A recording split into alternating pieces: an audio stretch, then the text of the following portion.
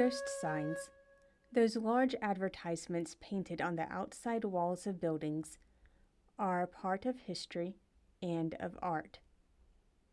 Some communities, artists, and historical societies try to preserve this art form and the history the signs represent by restoring the signs.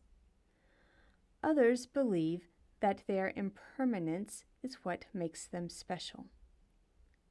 These varied philosophies inspire artists as they interact with this form of commercial art. One example is Craig Winslow. He uses modern digital art tools to temporarily showcase hand-painted advertisements.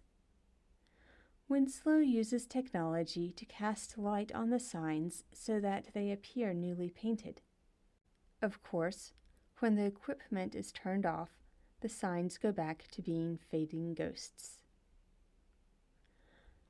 Muralists and sign painters like Jeremy Russell and Scott Allred restore fading signs partway.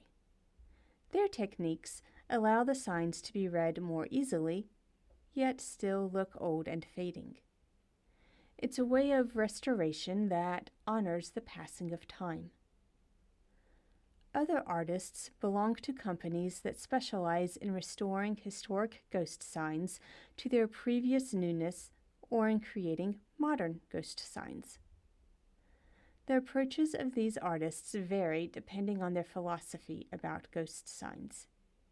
Researching ghost signs online indicates that there are many people who photograph ghost signs.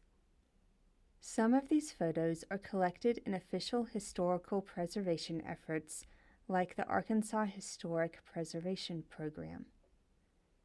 In my opinion, photographers are artists, so this counts as art recording art, even if the photography is done by hobbyists or historians.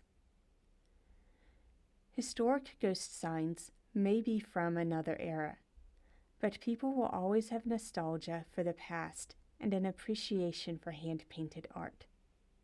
Some businesses commission hand-painted signs on their buildings' walls and windows. If left to fade, these painted signs on walls would become ghost signs. In the meantime, artists use their various mediums to record and preserve the images and history of advertising with painting on walls.